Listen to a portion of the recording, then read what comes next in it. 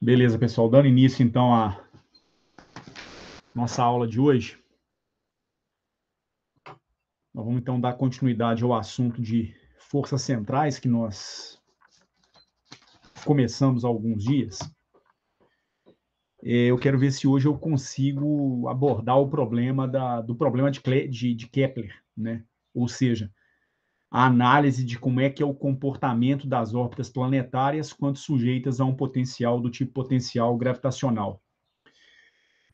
Antes de fazer essa análise, eu gostaria de fazer um estudo sobre o comportamento dos potenciais gravitacionais quando você inclui o termo de potencial centrífugo, para a gente chegar a algumas conclusões. Então, só para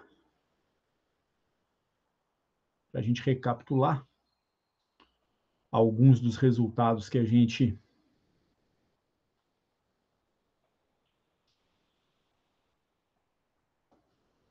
obteve até hoje, vejam só.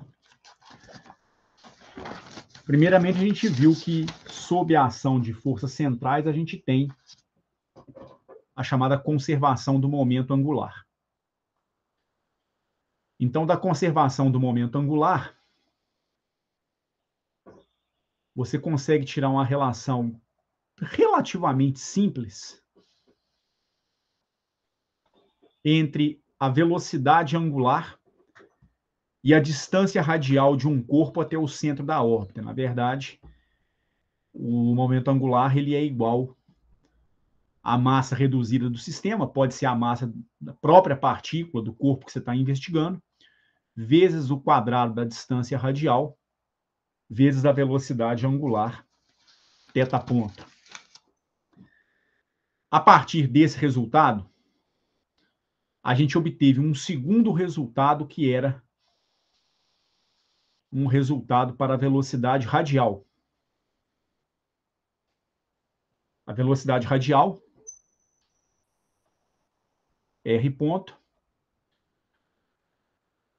é mais ou menos raiz quadrada de 2 sobre a massa reduzida, vezes a energia total, menos a energia enquanto função da coordenada radial, menos o quadrado do momento angular sobre μ2 R2.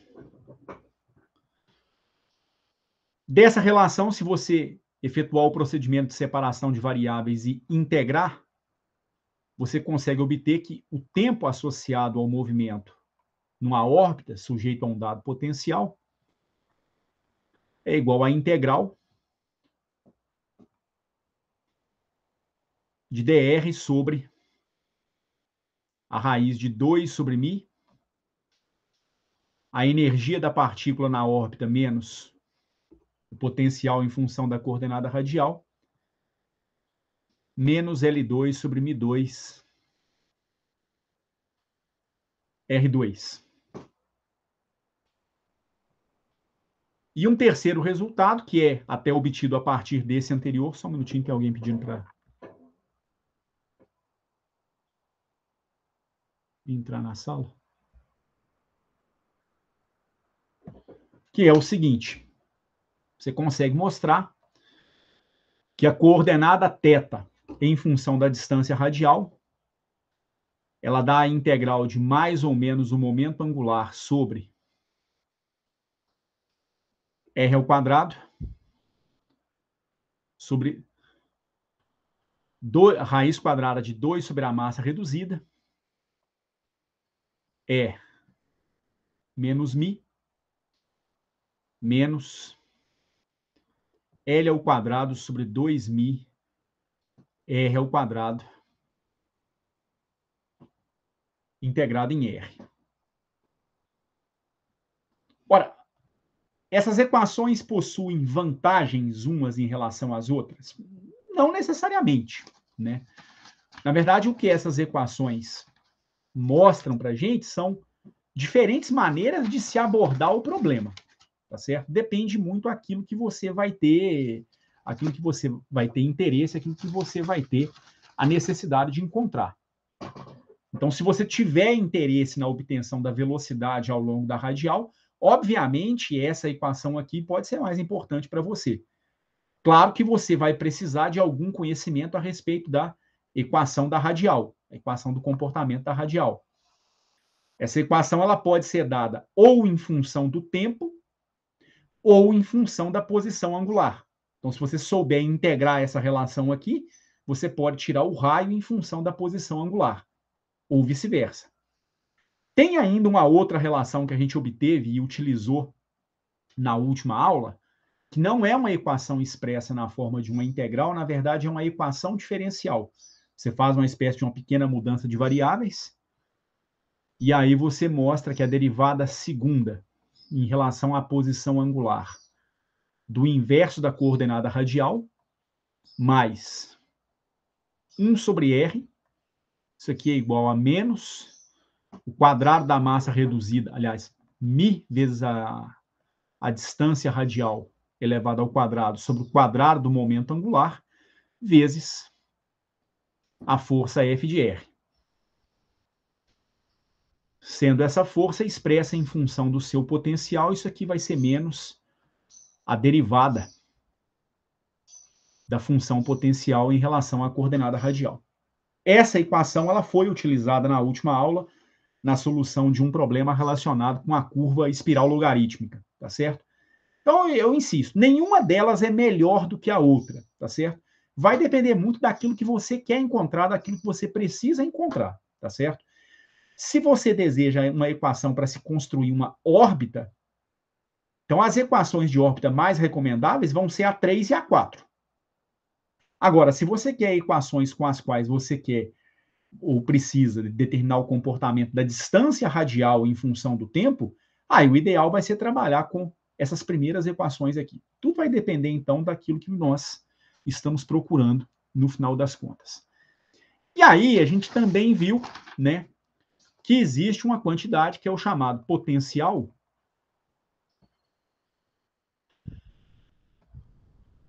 efetivo.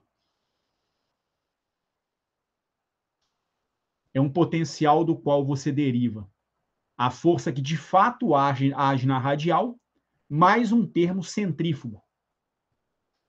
Esse potencial, que eu vou chamar de U de R, ele é igual ao potencial real, aquele que é gerador da força de interação entre as massas, no caso de força gravitacional, mais um termo que depende do momento angular, que é L ao quadrado sobre 2μr2. Esse termo aqui, então, é o chamado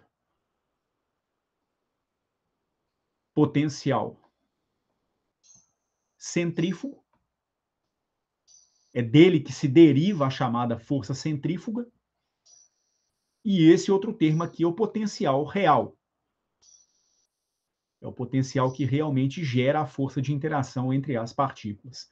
Chamo a atenção também de um aspecto, que é o seguinte: essa equação da qual a gente derivou o potencial centrífugo e aí posteriormente a força centrífuga, ela acaba que é importante porque, diferentemente do formalismo newtoniano, no formalismo newtoniano você só é capaz de colocar uma força centrífuga se você trabalhar em um referencial não inercial. Um referencial onde as leis de Newton não são válidas no seu sentido usual. E no formalismo lagrangiano, não. Independente da natureza do referencial, o termo centrífugo apareceu. Ele está aqui, então as forças de natureza centrífuga vão aparecer também. Na primeira parte da aula, a gente vai fazer uma discussão a respeito desse potencial efetivo e uma curva que é muito importante, que é a curva do potencial em função da posição. Ela nos mostra aspectos qualitativos gerais a respeito do movimento de uma partícula sujeito a um determinado potencial. Tá certo? E é isso que a gente vai começar a tratar a partir de agora. Eu vou imaginar um potencial bastante conhecido nosso. Eu vou imaginar que a minha força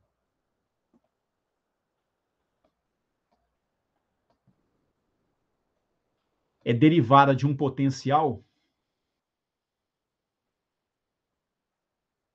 do tipo 1 sobre R, ou seja, um potencial que é inversamente proporcional à distância radial. Então, esse U de R aqui, ele vale menos uma constante K dividido por R. Esse K aqui vai depender, claro, da teoria com a qual você está trabalhando. Se é uma teoria do tipo gravitação universal, esse K aqui seria menos a constante de gravitação universal dividido pela massa criadora do potencial. No caso nosso, né, se for uma órbita em torno do Sol, por exemplo, esse M aqui seria a massa do Sol. Agora, se é um potencial do tipo eletrostático, que também cai com 1 sobre R, isso aqui daria menos 1 sobre 4πε0 vezes o produto das duas cargas que estão em interação. Então, dizer quem é o K vai depender fundamentalmente de qual é a teoria que você está trabalhando, tá certo? Isso em linhas gerais. Ora, nesse caso, o nosso potencial efetivo ele fica com uma cara bem definida. A partir do momento que você especifica o potencial de interação, o seu potencial efetivo ele vai ser igual a menos K sobre R, mais o termo centrífugo, que é L ao quadrado sobre 2μ R ao quadrado. O que chama a atenção nessas duas contribuições para o potencial efetivo? Dois aspectos. Ambas caem com a distância radial, mas caem com potências diferentes da distância radial. Esse aqui cai com 1 sobre R, esse aqui cai com 1 sobre R2. O segundo aspecto são os sinais. Um termo tem sinal negativo, o outro tem sinal positivo. Isso está associado basicamente com o quê? Potenciais, quando são negativos, vamos possuir um sinal global negativo, em geral são potenciais de natureza atrativa. É o caso da interação gravitacional. A interação gravitacional ela é essencialmente atrativa. Para o caso da interação eletrostática, afirmar se o potencial vai ser positivo, aqui tem um errinho, né? É mais, na verdade. Afirmar se o potencial vai ser atrativo ou repulsivo vai depender do sinal das duas cargas que estão interagindo. Então, duas cargas positivas ou duas cargas negativas vão te gerar um potencial repulsivo. Então, aqui realmente tem um. Não, tá certo. Por sua vez, né, se a gente tem um sinal global positivo, sinal global positivo, em geral, costuma caracterizar um potencial repulsivo. O termo centrífugo, então, ele tem a tendência de ser um potencial repulsivo, por quê? Ele tem a tendência de afastar o objeto para fora da órbita. Daí a natureza repulsiva dele, tá certo? Agora, já esse camarada aqui, ele vai depender essencialmente do tipo de interação que você tem, tá certo? Pode ser um potencial de natureza repulsiva, pode ser de natureza atrativa. Apenas um detalhe, gente, aqui tem duas coisas, né? No caso da interação gravitacional, você tem o produto de duas massas. Então, você tem duas massas, uma Mzão e uma Mzinho. Daí o potencial de interação entre elas é dado pelo produto das massas. E para o caso de duas cargas elétricas, torna-se o produto das cargas, tá certo? Não é uma massa só, não. A aceleração gravitacional que é dependente de apenas uma massa, tá certo? Mas no caso, o potencial de interação depende do produto das duas massas, ok? Ora, vamos fazer uma análise, então, dessas duas curvas e, então, do potencial efetivo, do potencial total. Eu vou, então, fazer uma curva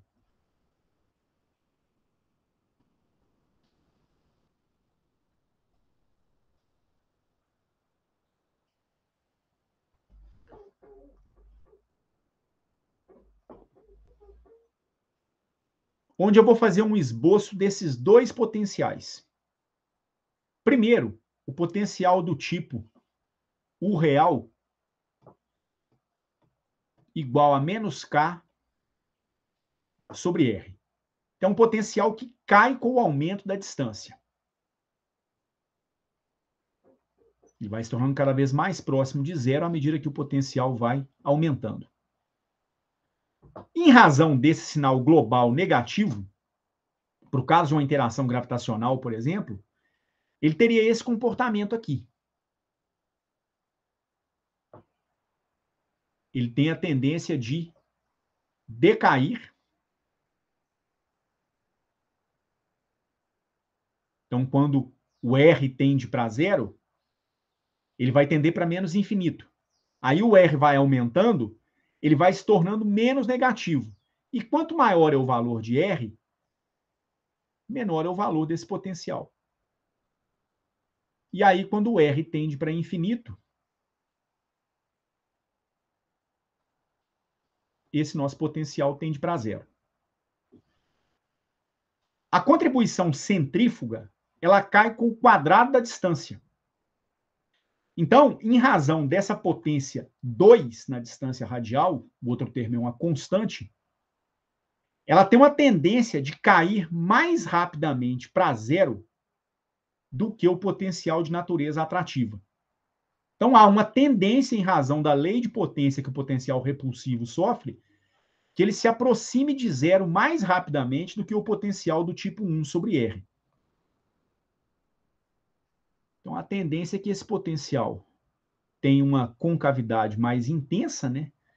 E aí, por isso, ele cai mais rapidamente para zero. Ele se aproxima de zero mais rapidamente.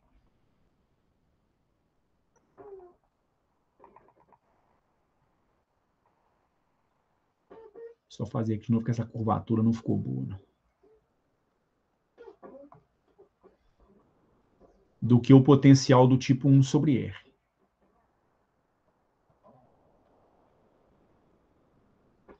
Então, o que são essas duas curvas que eu tracei aqui?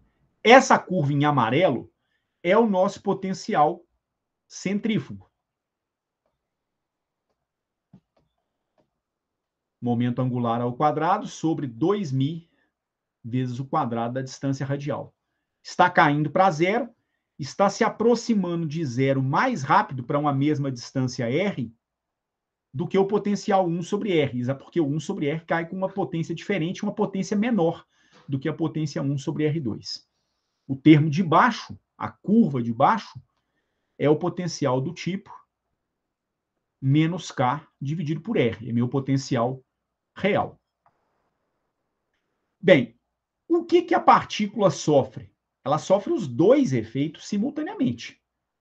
Ela sofre a ação tanto do potencial real, o K sobre R, quanto do potencial centrífugo, L2 sobre R ao quadrado. Então, o potencial que a partícula realmente está sujeita, na verdade, leva em conta a soma desses dois potenciais. Um que é essencialmente negativo e o outro que é essencialmente positivo. Para valores de R pequenos, esse cara vai tender para infinito mais rapidamente do que o de baixo. Porque quanto menor o R, R ao quadrado vai ficar cada vez maior. Aliás, 1 sobre R2, né? Vai ficar cada vez maior. 1 sobre R vai aumentar também, mas numa lei de potência que é mais lenta do que 1 sobre R2. Então, para valores de R, vamos dizer assim, próximos de zero, o termo dominante é o termo centrífugo, marcado em amarelo.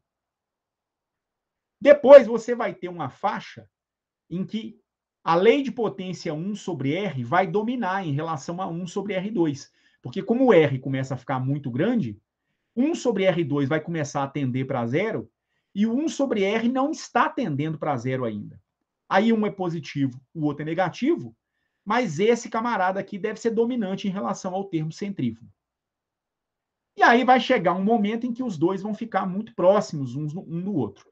Mas, de uma maneira geral, a curva de potencial total, que é o real mais o centrífugo, deve ter um comportamento mais ou menos como esse aqui. Na primeira parte é o termo centrífugo, que é dominante.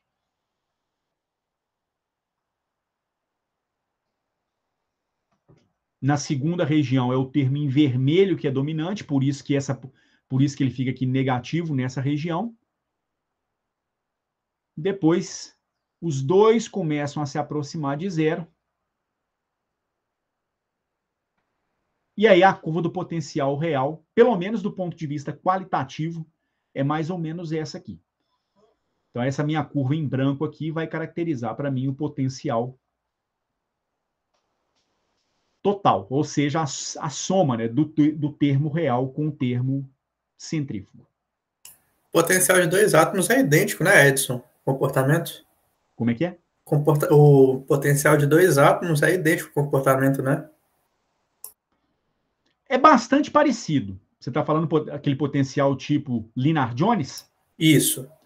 É bastante parecido, pelo menos do ponto de vista qualitativo, Thomas, ele é bastante parecido. Talvez ele seja um pouco mais cavado aqui nessa região em que a parte negativa é dominante. Mas do ponto de vista qualitativo, sim. Porque quando você aproxima dois átomos, acaba que, se eles ficarem realmente muito próximos uns dos outros, a interação de repulsão nuclear provavelmente vai vencer a interação eletrostática. Então, eles têm a tendência de se repelir.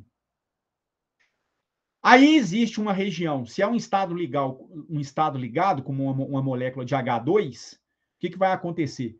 Existe uma região em que a energia potencial se torna negativa, e então os dois eles vão se atrair. É a região de ligação, é a região de formação de ligações covalentes. Aquelas ligações químicas que a gente aprende lá em química geral. E aí, se você começa a aumentar a distância, aí o que vai acontecer? Se você começar a aumentar demais a distância, um átomo vai começar a não sentir a presença do outro. Ou essa interação vai começar a ser muito fraca. Aí o potencial de interação tende para zero. Mas a tendência é ser bastante parecido com isso aí mesmo. Não só o Lennard-Jones, sabe? Lennard-Jones, alguns potenciais nucleares, eu acho até que o potencial associado a força de interação fraca tem um comportamento muito parecido com esse aqui. Só que no caso da interação fraca, vamos dizer da seguinte maneira, ele decai para zero mais rapidamente, porque ela é sentida praticamente apenas dentro do núcleo atômico. Então você vai ter um coice desse tipo aqui, sabe? Você vai ter apenas uma pequena região em que a força pode ser atrativa, mas rapidamente o potencial vai tender para zero. Ok? Ok, entendi. Obrigado. Mas a ideia é muito parecida com a do Lennard-Jones mesmo. Então, no fundo, o Lennard-Jones ele imita isso mesmo, sabe? Uma combinação de um potencial do tipo 1 sobre R atrativo com um potencial centrífugo. Existem alguns modelos, mas aí são modelos rudimentares, sabe? Em que isso é até comum de se ver em mecânica estatística. Você até faz uma imitação desse potencial mais ou menos desse tipo aqui. Você imagina que a derivada do potencial nessa região tende para infinito, aí aqui você aproxima esse trecho a uma constante, depois ele tem uma derivada infinita de novo, depois ele vai ser uma constante próxima de zero.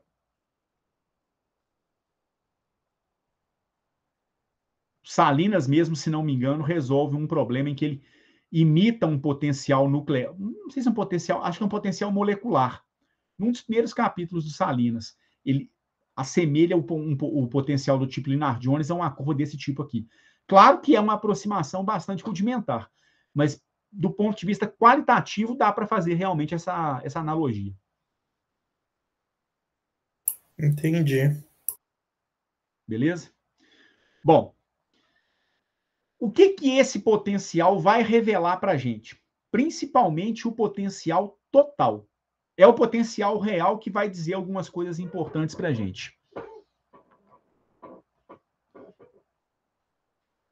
Esse potencial total nos permite enxergar pelo menos três coisas.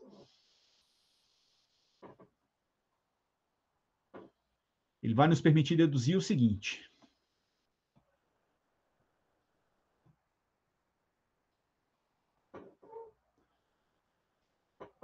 Primeira coisa, vamos imaginar que a energia total, não estou falando de potencial não, viu? Agora eu estou falando de energia mesmo. A soma da energia cinética com a energia potencial.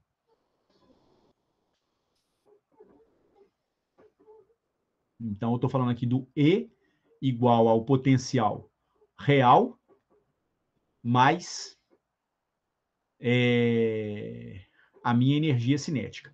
Lembrando que é da energia cinética de onde surge o termo centrífugo, né?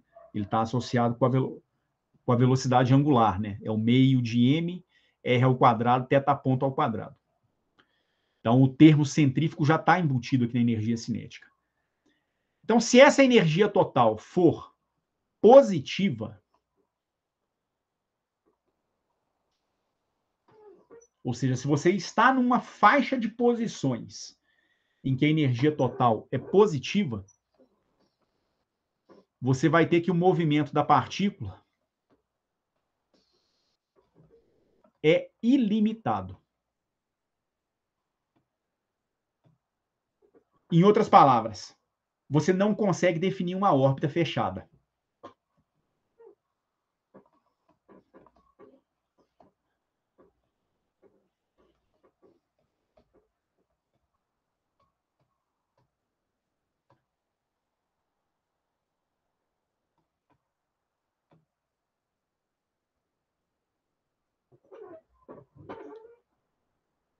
No máximo que você consegue afirmar é isso aqui.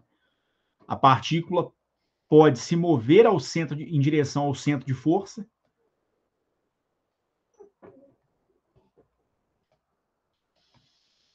e aí ela vai sofrer uma espécie de reflexão. Na verdade, ela vai ser repelida pelo potencial.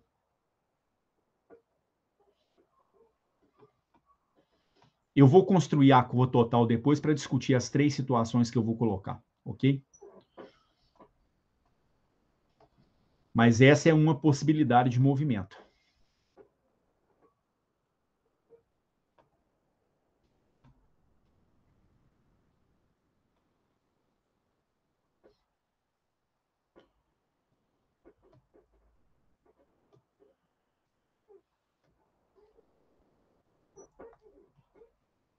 A segunda situação estabelece uma possibilidade da partícula estar confinada. Então, ela está presa dentro de uma região. Que situação vai ser essa? Vai acontecer se a energia da partícula, sua energia total, for negativa. Então, se a energia total for negativa,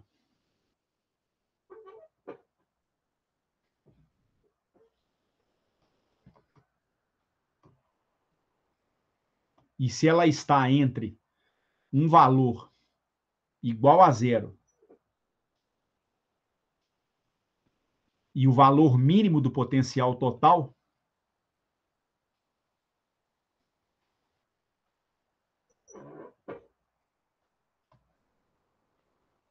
esse movimento ele vai ser limitado entre duas posições.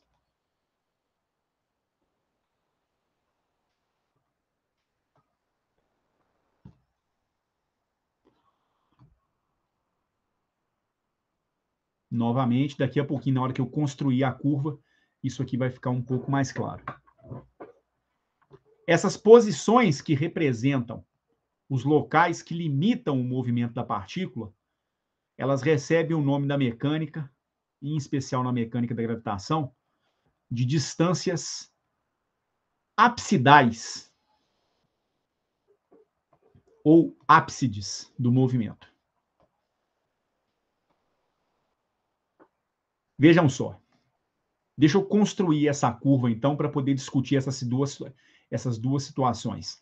O movimento ilimitado e o movimento onde você tem algum confinamento.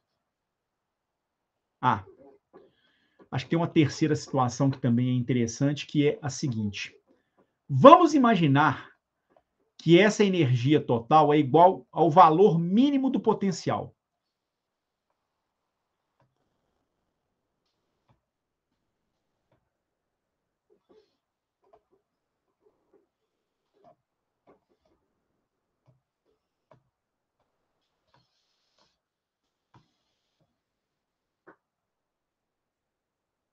esse caso é extremamente interessante, porque nesse caso você consegue mostrar que o raio da trajetória é constante.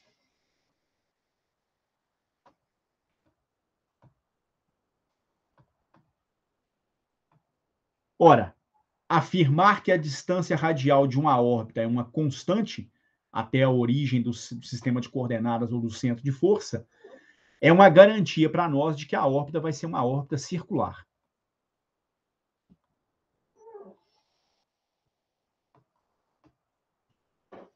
E aí o gráfico que eu vou colocar na sequência ilustra essas situações. Então vejam só.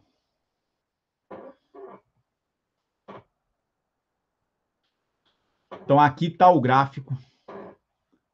Vamos imaginar que eu tenho um gráfico da energia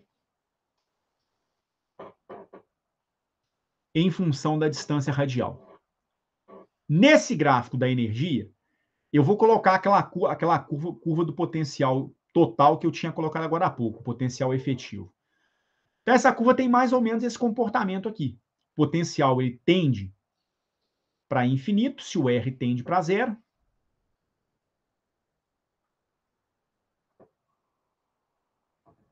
Depois ele tem um comportamento mais ou menos como esse aqui.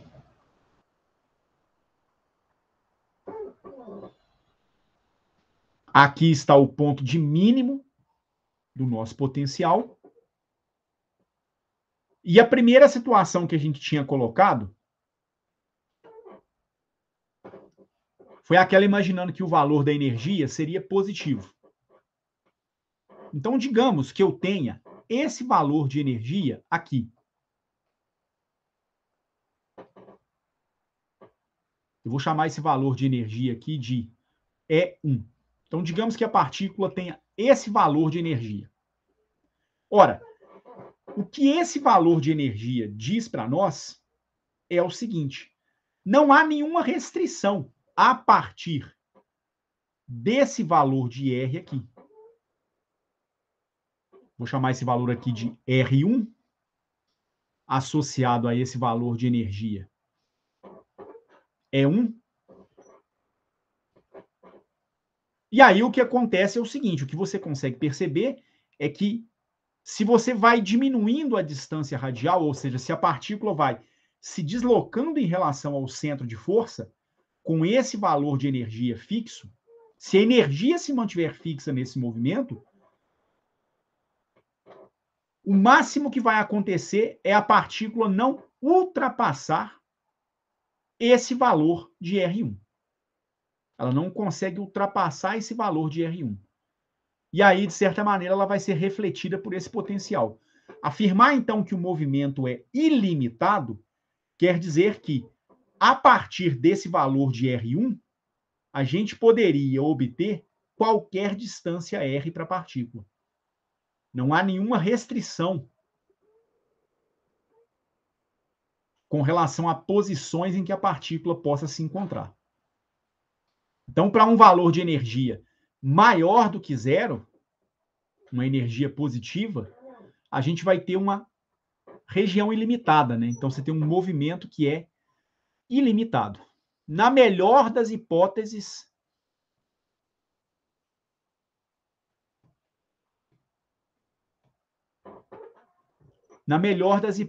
o que você tem é você atingir essa distância radial aqui.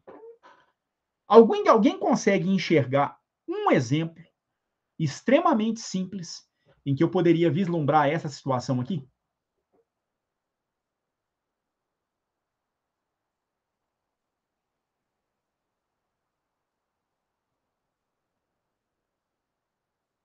Poderia ser algum asteroide, alguma coisa que sofre um desvio para um planeta, por exemplo? Sem se prender na órbita dele? Sim, poderia ser. Desde que você conseguisse manter a energia total dele constante. Eu não tenho certeza, Kevin, se no caso de um asteroide, de algum corpo orbitando em torno da Terra, de um planeta, se você vai conseguir manter a energia dele fixa. Isso eu não tenho certeza, não posso te garantir de imediato. Eu ia falar se você fizesse um lançamento que você conseguisse vencer a força do potencial gravitacional e ele vai infinitamente, sem interagir com mais nada. Algo do tipo. Você está falando um lançamento do tipo lançamento vertical para cima mesmo. Isso, algo assim. Com Eu, força. eu acho que esse é o exemplo mais simples que a gente pode dar. Porque, olha só, a energia total da qual nós estamos falando é a soma da energia cinética mais a energia potencial, o de R. Aqui no caso, nós podemos falar da energia potencial total. O caso que o Thomas mencionou é até um pouco mais simples, porque o potencial centrífugo nem vai existir, porque o movimento ele é em linha reta. Então você não tem, né, em relação à linha vertical, você não tem nenhum momento angular para ser calculado, logo o termo de potencial centrífugo não vai existir. No final das contas, quando você está falando que você está em R igual a R1, você está querendo dizer que o valor da sua curva de potencial, seu potencial efetivo enquanto função da radial, ele coincide com o valor da energia. Se você está afirmando que o potencial é igual ao valor da energia, quanto vai valer a energia cinética?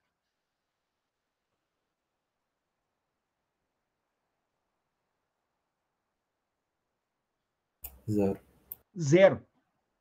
Porque toda a energia mecânica, essa sua energia aqui, é a energia total. Se existe alguma posição,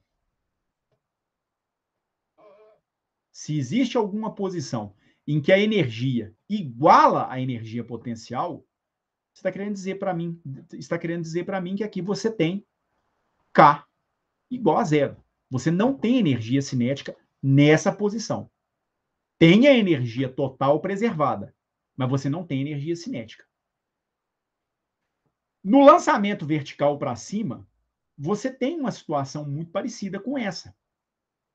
Você pega um objeto, lança esse objeto para cima com uma certa velocidade inicial v0. Ele vai subir indefinidamente? Não. Ele não sobe indefinidamente. Ele sobe até você atingir um ponto de altura máxima. Então, digamos que aqui eu tenho uma altura R igual a uma certa altura máxima. E quando ele atinge a sua altura máxima, a gente sabe que ele para por um breve instante. Então, você faz o K ser igual a zero.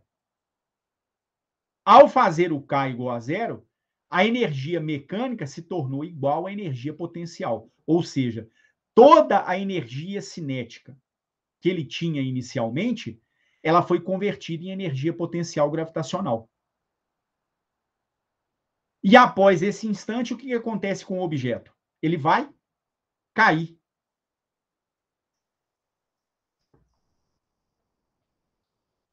Se ele vai cair, se ele vai começar a retornar em relação ao solo, o que está acontecendo com ele?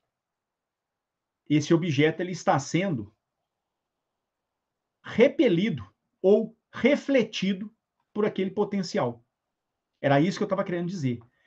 Esses locais aonde você tem um ponto em que a energia total iguala-se à energia potencial e, portanto, a energia cinética vai ser igual a zero, são locais em que você vai ter a inversão do sentido do movimento. Então, todo local onde a velocidade se anula, tá certo? E, portanto, a energia cinética se anula, ele representa um local em que o potencial inverte o sentido de movimento do objeto. Então, a gente costuma dizer que o potencial refletiu o objeto. Então, esse potencial reflete o movimento do objeto.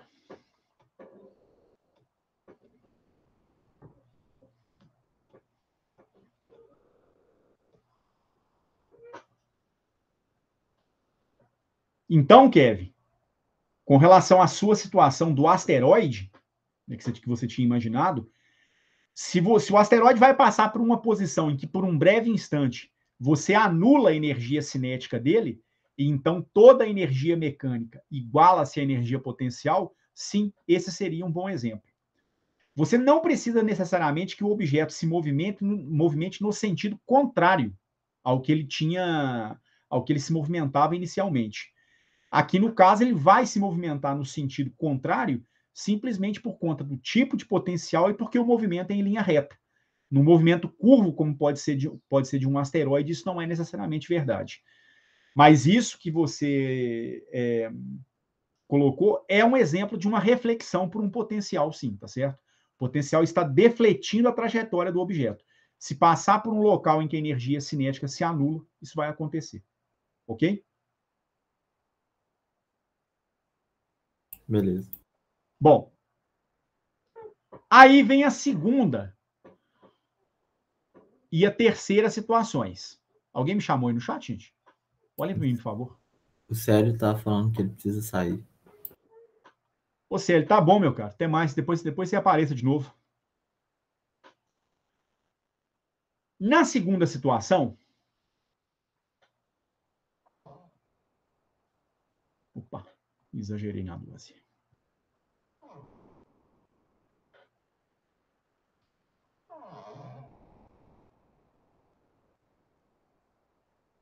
Digamos que você tenha esse valor de energia aqui. Então, agora, a sua energia mecânica tem esse valor E2, e esse valor E2 ele é menor do que zero.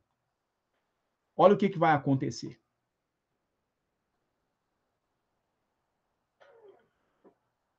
A sua energia mecânica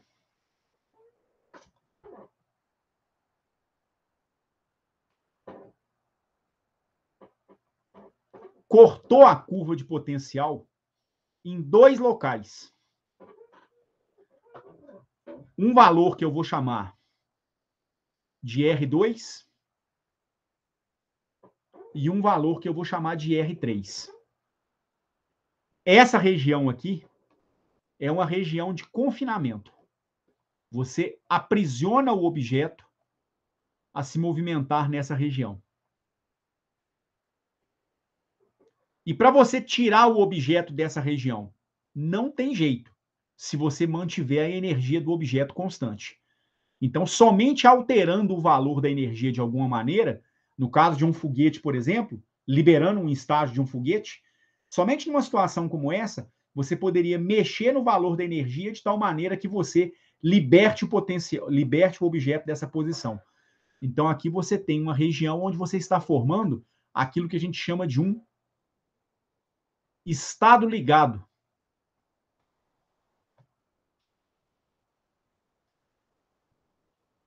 Em mecânica quântica é muito comum a gente ouvir o termo bound state, que é uma tradução literal para estado ligado. Por estado ligado, a gente quer dizer que a partícula está aprisionada pelo potencial entre essas duas posições.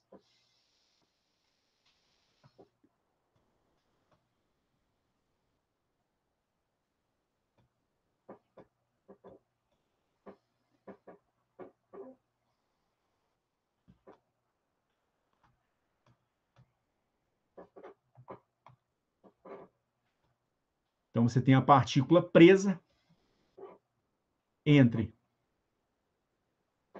R2 e R3.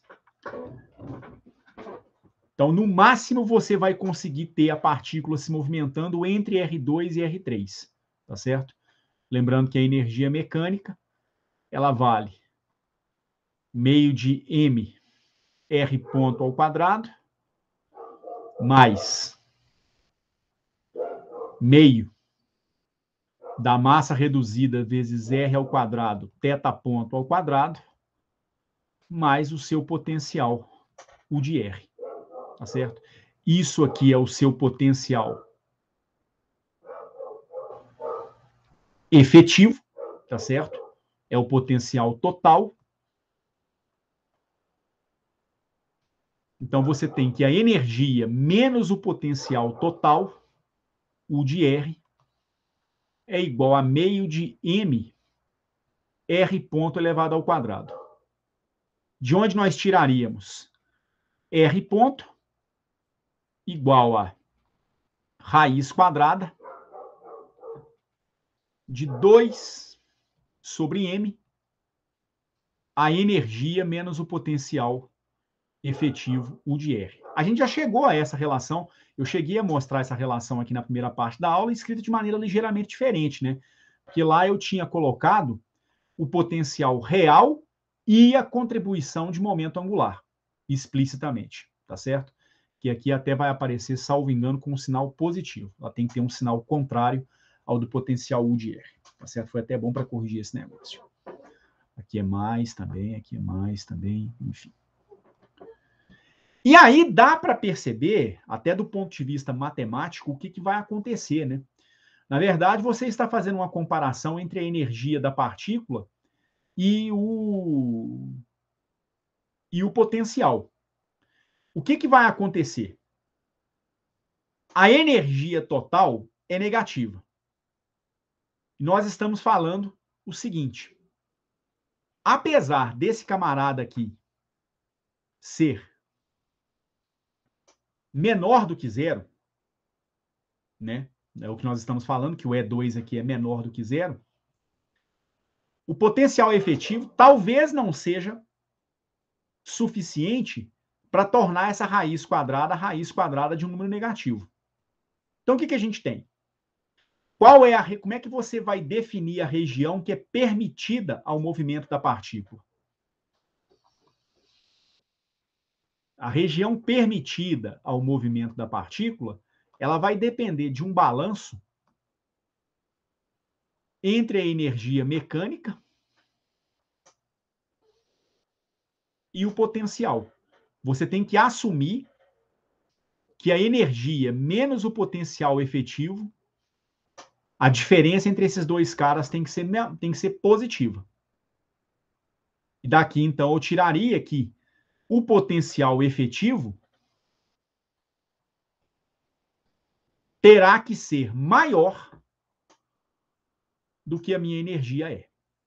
Tá certo? Então, se essa minha energia for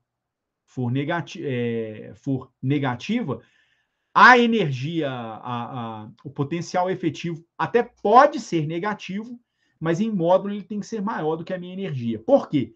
Porque se essa diferença aqui der menor do que zero, eu vou tomar a raiz quadrada de um número negativo.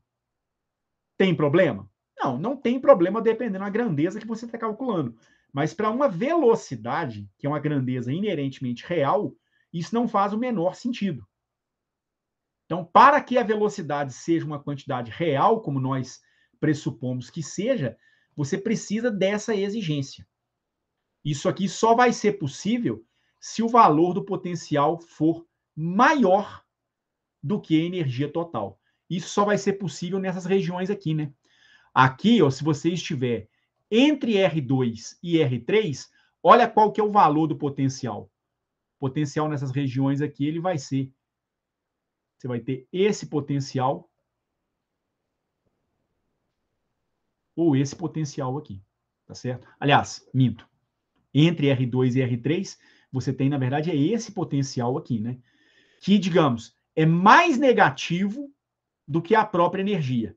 Aí, como tem o sinalzinho negativo aqui na frente, dá um menos com menos que vai dar um mais. Esses sinais eles se compensam no final das contas. Então, a partícula ela vai estar limitada a esse bolsão de potencial aqui. Essa seria a faixa de valores para o potencial efetivo permitidos, tá certo? E não aqueles outros dois que eu havia colocado antes. Para esses dois aqui, inclusive, esse potencial e esse aqui, são inclusive para regiões em que o R é maior do que o R3 e o R menor do que R2, tá certo? Então não faz sentido, não. A região a qual nós realmente estamos tratando nessa análise é a região entre R2 e R3. Então, o bolsão de potencial aonde o movimento seria permitido seria esse aqui. Ok? Então, trata-se do bolsão de potencial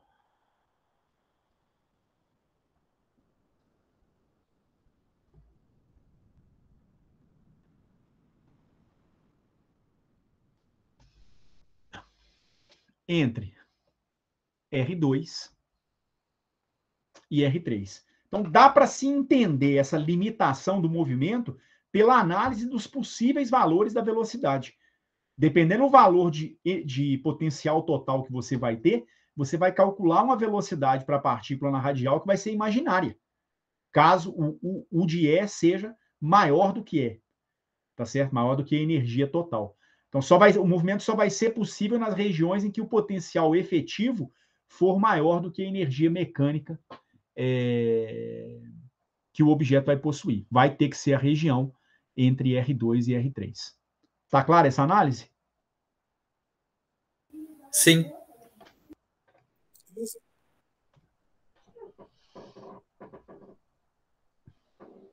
E aí, por fim, a última curva, que é a mais simples, que é aquela onde nós imaginamos que a energia coincide com o mínimo do meu potencial efetivo, o de R. Então, traçando aqui um esboço do gráfico da energia em função da coordenada radial, o ponto de mínimo ele está aqui.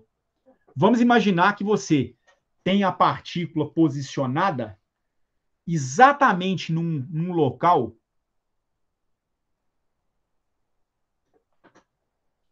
que é esse raio aqui que eu vou chamar de R3, né? R4, na verdade, R3 foi do caso anterior. E aí o potencial que a energia que a partícula possui, ela coincide com esse mínimo de potencial, certo? Aqui fica muito nítido o que está acontecendo, né? Se a curva de energia tangencia um único valor da curva de potencial, esse valor ele está associado a um único valor de coordenada radial. Então, nesse local aqui, você colocaria a partícula orbitando num potencial que faria com que a distância radial se tornasse uma constante. Então, se o R é constante, você vai ter uma órbita circular.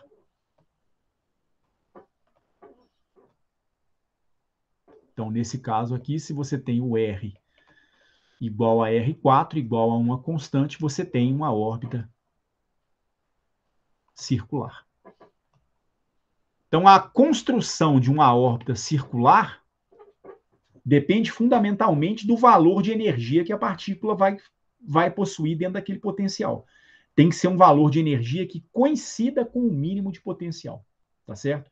Se coincidir com o mínimo de potencial, então a gente consegue mostrar que o R se torna uma constante, daí o movimento é circular.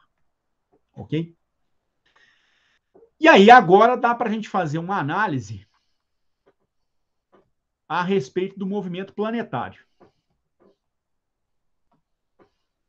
Essa análise vai nos permitir enxergar quais são as situações que nos permitem ter uma órbita elíptica, de acordo com as leis de Kepler, e num segundo momento a gente seria capaz de provar uma das leis de Kepler. A gente até já provou a segunda lei de Kepler, a lei das áreas, né? Que diz para nós que o raio vetor vai varrer áreas iguais em tempos iguais.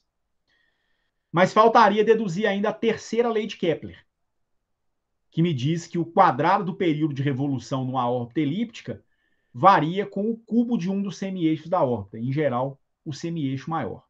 Claro que também falta provar que a órbita é elíptica, né? Que na verdade é a primeira lei de Kepler. Então a gente vamos tentar fazer as duas coisas. Vamos tentar mostrar como é que a gente obtém, pelo menos com as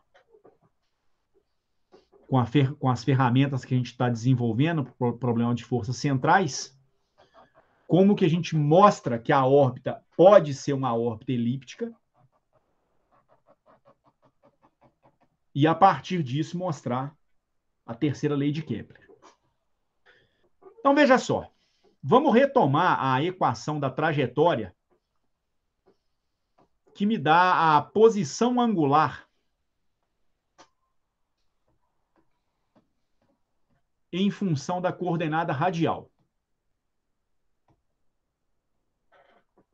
É uma das equações que a gente colocou na primeira parte da aula. É a equação para a posição em função a posição angular em função da posição radial. Essa equação ela me dá aqui A posição angular é o quadrado do momento angular sobre a distância radial ao quadrado, sobre a raiz quadrada de 2 vezes a massa do objeto orbitante nesse potencial, é menos o meu potencial, o de R, menos L ao quadrado sobre 2μ R ao quadrado. Isso aqui integrado em R, e ainda tem uma constante de integração. Pessoal, me deixa só conferir esse sinal. Ah, não, tá certo. Os sinais realmente são esses aqui. O sinal relativo é que vai ser diferente, dependendo do tipo de potencial que eu colocar. Tá certo? Então, essa é a equação correta mesmo. Lá, então, na primeira página, eu tinha invertido os sinais, mas sem olhar para quem é o U de R. Então, tá tudo certo, estava tudo certo lá no começo. Aqui é menos, menos, menos. E aqui realmente vai ser menos. Agora, caso o meu potencial for um potencial do tipo gravitacional atrativo, ele é do tipo uma constante dividido por R. Esse termo vai ser substituído aqui, no termo de interação entre as partículas que estão sujeitas à interação gravitacional. Então, eu vou ficar com θ de R igual a integral de L2 sobre R ao quadrado sobre a raiz quadrada de 2μ é menos. Meu U de R é menos também, então vai dar mais K sobre R menos L2 sobre 2μr ao quadrado. Isso tudo integrado em R, mais uma constante de integração.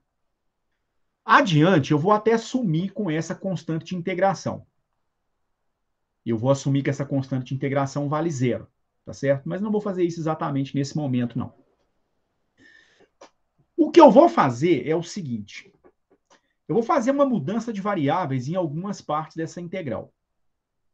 Por exemplo, eu observo que o numerador tem uma dependência no momento angular e no raio, ambos elevados ao quadrado. E nessa raiz quadrada eu tenho a mesma dependência, L2 sobre R2. Eu vou então fazer o seguinte. Eu vou introduzir essa variável aqui.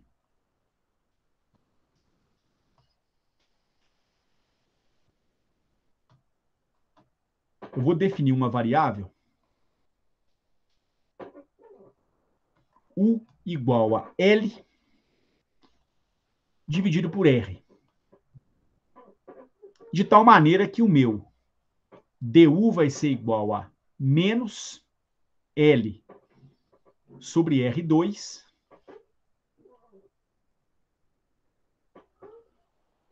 vezes dr. Tá certo? Só diferenciar dos dois lados que a gente vai chegar nessa relação. Dá para a gente fazer algumas manipulações nessa relação. E aí eu teria o seguinte. Eu teria θ de R igual a integral L2 sobre R2 vai dar U ao quadrado. Vezes o meu dr, ele vai dar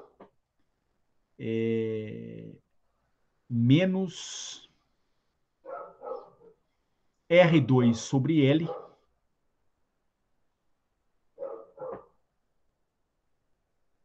vezes du. Dividido pela raiz de 2μ é mais. Vou manter a presença em R aqui por enquanto, K sobre R, menos L2 sobre 2μ R ao quadrado, o L sobre R é a minha variável U, isso aqui me daria U ao quadrado dividido por 2μ. Isso ainda não está exatamente bom, vamos dizer assim, né? Aliás, aqui, esse 2000 ele multiplica todo mundo. Isso ainda não está muito bom, porque, apesar de ter proposto a mudança de variáveis, eu ainda fiquei com uma dependência em R, né? Fiquei com uma dependência em R aqui no numerador, fiquei com uma dependência em R também no denominador. O termo K sobre R, ele continua dependendo do numerador. Na verdade, o K sobre R eu até posso reescrever, né? Porque se o U é igual a L sobre R, esse termo aqui, K sobre R, poderia ser escrito como sendo K vezes L. Só um instantinho. K vezes U dividido por L. U dividido por L é igual a 1 sobre R. 1 sobre R, então, foi eliminado. Certo? Então, eu já consegui eliminar esse camarada aqui. Da mesma maneira, dá para simplificar o numerador também. Eu tenho U2 menos R2. U2 vezes R2, na verdade, é igual a L ao quadrado. Então, a gente ficaria com o seguinte. Θ de U seria igual à integral de quê?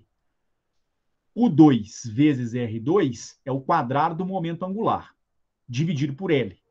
Então, isso aqui dá menos L. Ô, Edson, Pois não, Kevin? acho que você colocou o DR errado. Não colocou, não? Eu acho sei. que o R ao quadrado está embaixo e o L em cima. Ah, é verdade, eu inverti aqui, cara, é verdade. Não, tá certo. Tá Substitui certo, o DR. Kevin. Eu substituí DR, eu estou integrando em R, Ah, não, é verdade. então é o Falei errado. DR que tem que ser eliminado. Não, eu falei Certo? errado. Só que tem um detalhe, tem uma coisinha que está errada, foi até bom você perceber. Porque o termo que vem aqui no numerador para posição angular é L sobre R2. E não L sobre R ao quadrado. Então foi até bom ter percebido isso a tempo. Mas então tá certa a mudança de variáveis, Kevin. Beleza? Eu eliminei o DR em favor do DU. Sim, Ok? eu falei errado. Beleza. E aí o que vai acontecer? Só tomar cuidado para não fazer bobagem aqui.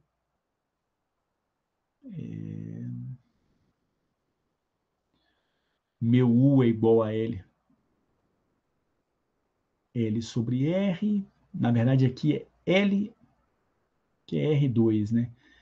R ao quadrado vai ser L2 sobre o 2. Deixa eu apagar esse numerador aqui. Esse numerador aqui não ficou legal, não.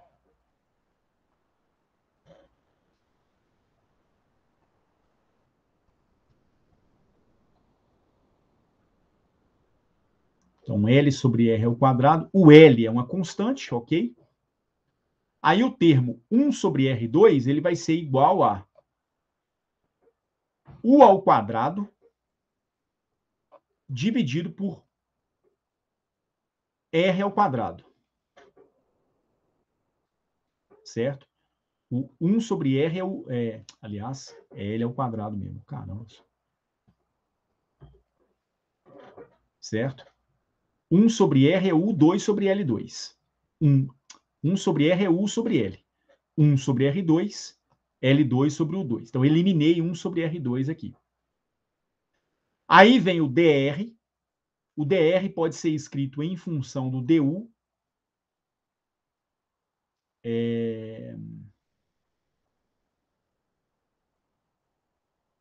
Como sendo menos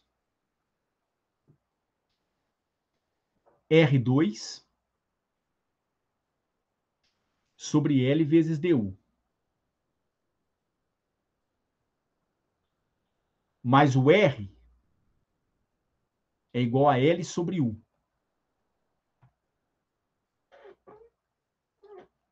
Então, isso aqui me daria o quê? Vou apagar essa linha aqui também.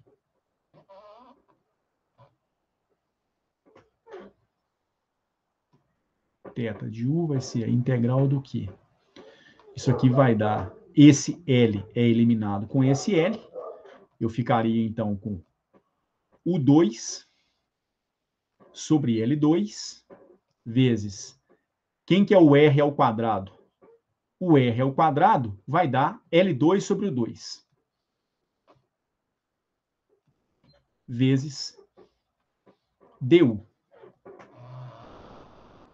Dividido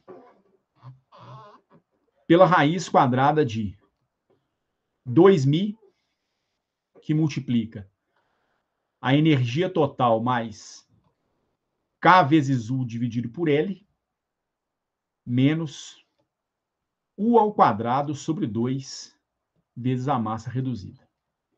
O U2 é eliminado com o U2, o L2 é eliminado com o L2, então a expressão fica um pouco mais simples, né? Sobrou apenas uma dependência na variável de integração, né? Nessa nova variável, no denominador. Se isso aqui vai ser bom ou ruim, isso aí vai depender do que a gente vai fazer na sequência, mas a expressão, sem dúvida, ela vai ficar um pouco mais simples. Claro que aqui ainda tem uma constante de integração, e nesse momento eu vou fazer essa constante de integração igual a zero. Eu vou escolher a origem do sistema de tal maneira que, para um determinado valor de R, né, o θ seja zero. Então, eu vou fazer essa constante aqui ser zero. Ela é pouco relevante no final das contas.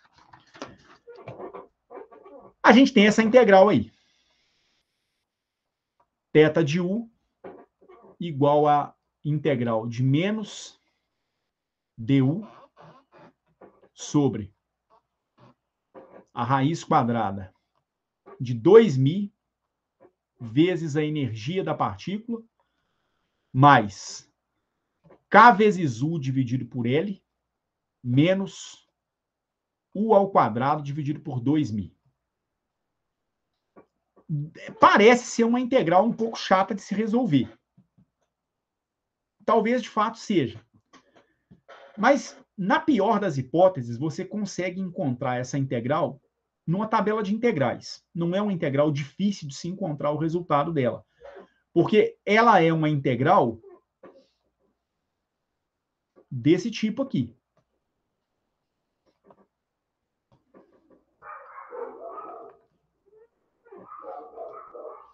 Você tem uma integral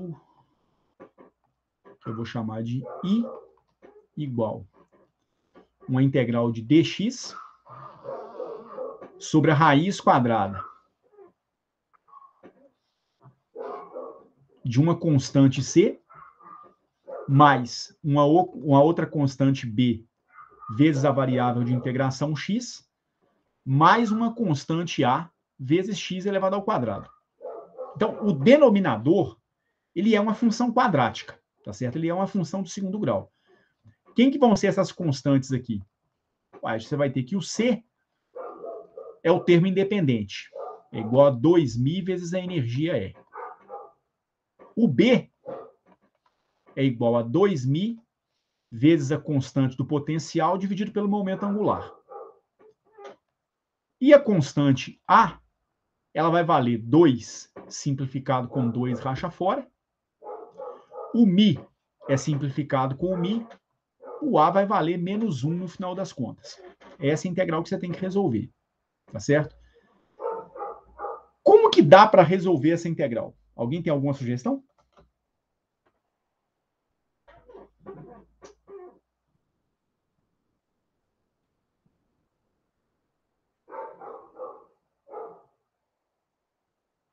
Eu tinha pensado em completar o quadrado, mas eu acho que fica pior se tentar fazer isso.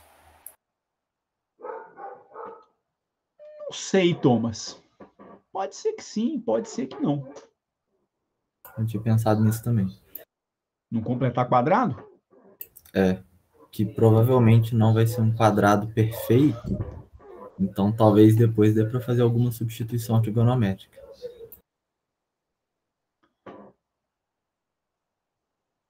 Pode ser. A substituição trigonométrica, Kevin, deixa eu pensar. A substituição trigonométrica funcionaria quase que de imediato se você não tivesse o termo linear.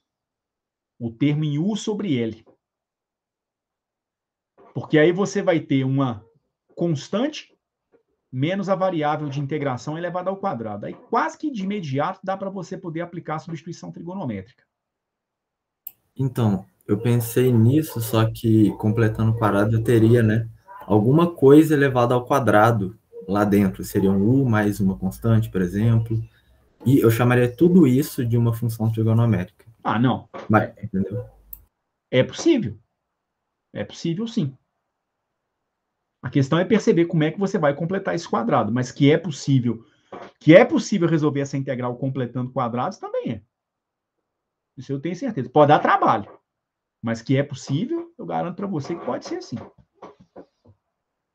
Vamos tentar completar quadrado. Vamos fazer o seguinte, o que é o tal do completar quadrado, né? Isso aqui, esse ax2 mais bx mais c, isso aqui vai se tornar menos, o a vale menos 1, né? X ao quadrado, o b vale 2.000 k sobre L vezes x, e o c vale 2.000 vezes a energia da partícula. Você pode colocar esse sinal negativo aqui em evidência. Isso aqui te daria x ao quadrado mais, ou melhor, menos 2.000k sobre L vezes x menos 2.000e. Completar quadrado, para quem não está acostumado, é tentar escrever isso aqui na forma de um produto notável. Algo como um quadrado da soma de dois termos, um quadrado da diferença de dois termos, algo nesse sentido. Vejam só. Primeira coisa que a gente percebe é que eu tenho um termo quadrático, eu tenho uma coisa que lembra um produto da soma um produto do primeiro pelo segundo, dá 2 vezes o primeiro pelo segundo. O que eu não tenho é o tal do quadrado do segundo. Mas ele pode ser fabricado da seguinte maneira. Você pode chamar o primeiro de x e aí você vai ter x ao quadrado. Depois você vai ficar com 2 vezes o segundo, que eu vou chamar de μk sobre L vezes x. E aí faltaria o quadrado do segundo, que eu ponho à mão. Então, mais, aqui em vermelhinho, μ ao quadrado, k ao quadrado, sobre L elevado ao quadrado. Só que isso aqui não pode ser feito de maneira impune.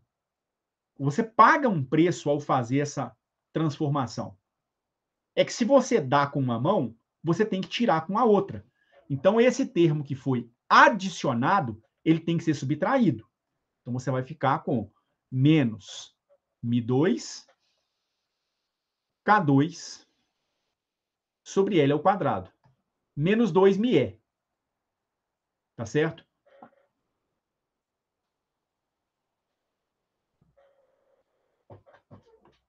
Isso aqui me dá o quê? Isso agora pode ser colocado na forma de um produto notável. Isso aqui me dá o quê?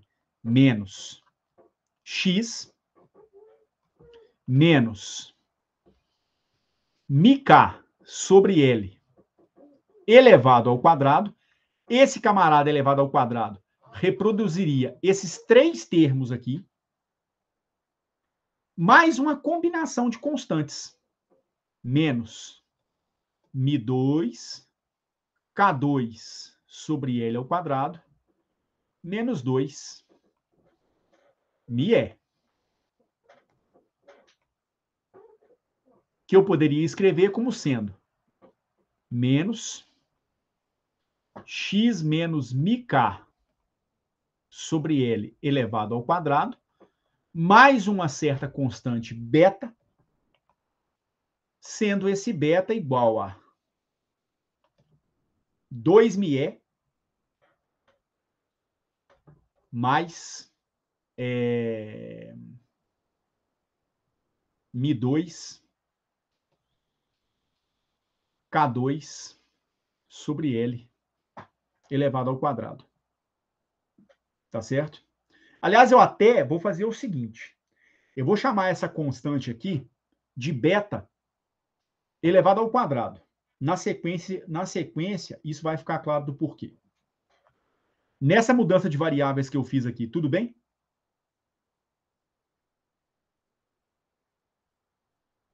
Sim, sim. Ok? Então, com todas essas mudanças que eu fiz, né, o U seria equivalente ao próprio U. Na verdade, aqui tem até uma pequena diferença, né, porque... deixa eu ver. O U seria equivalente ao X, né, no final das contas, né, com as mudanças que eu fiz. Então, eu poderia dizer o seguinte. O θ daquela variável U, que é a minha variável original, dá a integral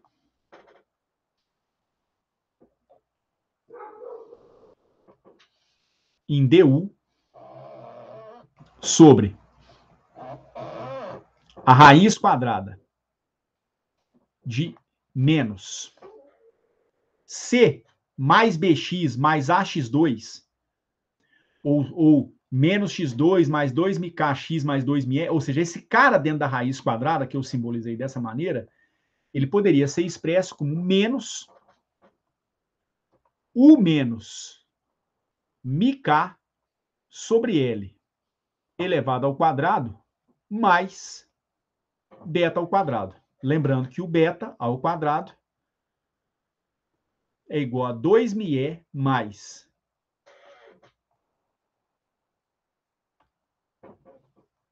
mi2k2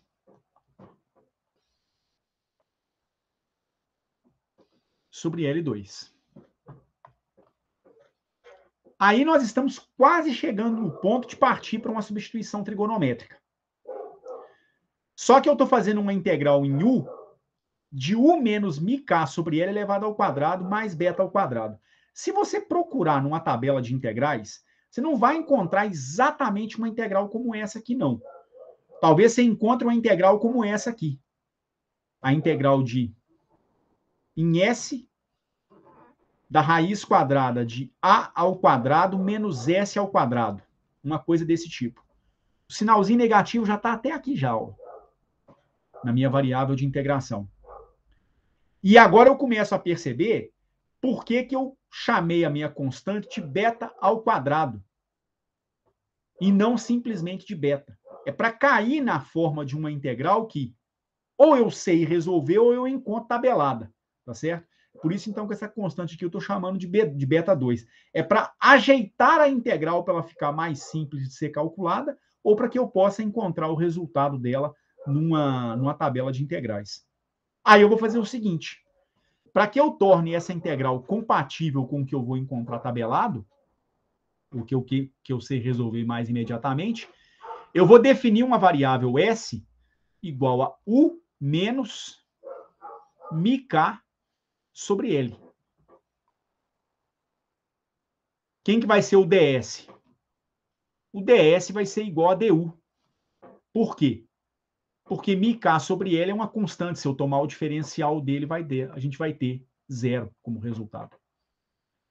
Ao fazer, então, essa mudança de variáveis, ao invés de ter U menos μk sobre L, eu vou ter S elevado ao quadrado. E aí eu vou ter uma integral para descrever a posição angular, um θ de S, que vai ser uma integral de ds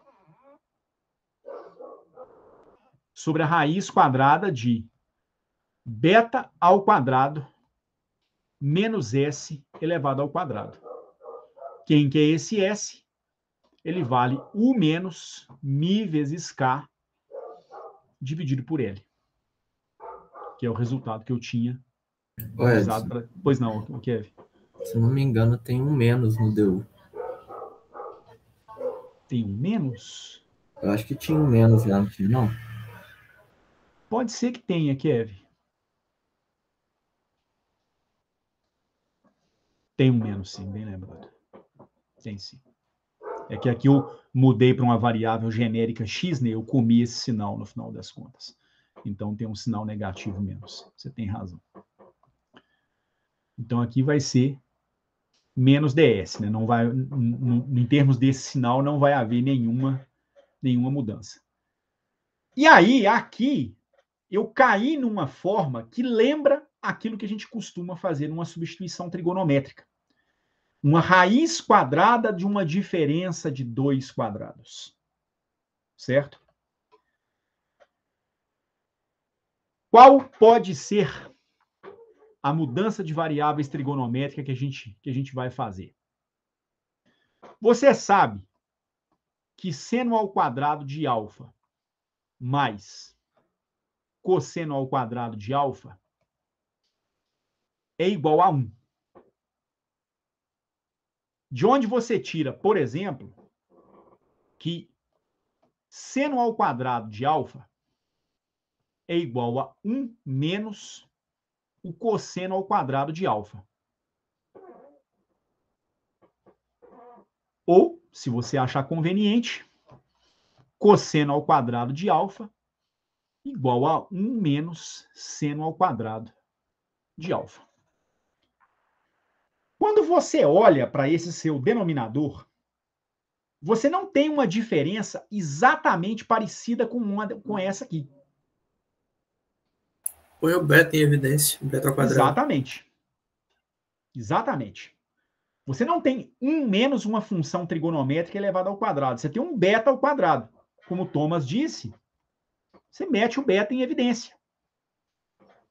Então, você pode colocar beta 2 menos S2 escrito como beta 2 menos S2 sobre beta 2. Só que para eu poder fazer isso, né, eu tenho que pagar um preço que é também multiplicar por beta 2. Daí, colocar em evidência. Beta 2 que multiplica 1 menos S sobre beta. Certo?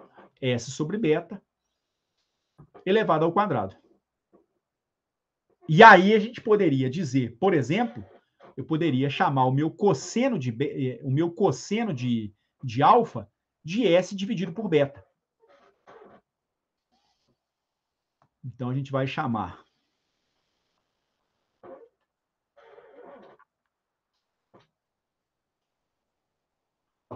cosseno de alfa igual a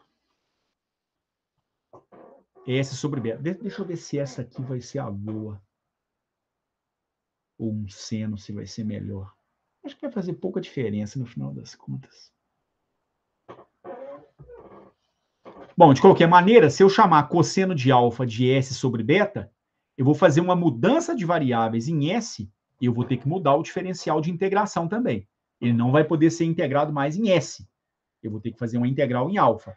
Então, eu vou calcular o diferencial do cosseno de alfa, que vai ser igual a 1 sobre beta vezes o diferencial de ds. Lembrando que o beta é uma constante, tá certo? Então, ds sobre beta vai ser igual ao diferencial de cosseno de alfa. Quem é o diferencial de cosseno de alfa? O diferencial de cosseno é derivada do cosseno de alfa em relação a alfa vezes d alfa. Então, isso dá a derivada do cosseno de alfa em relação a alfa vezes d alfa. Isso aqui é igual a ds dividido por beta. Portanto, ds dividido por beta é igual a menos seno de alfa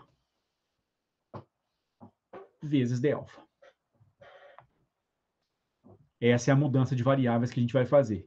Ao invés, então, de ter um θ de S, eu vou ter, então, um θ de alfa, que vai ser menos a integral de quem?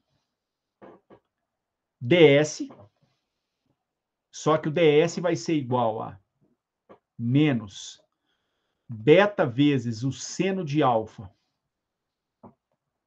vezes d alfa.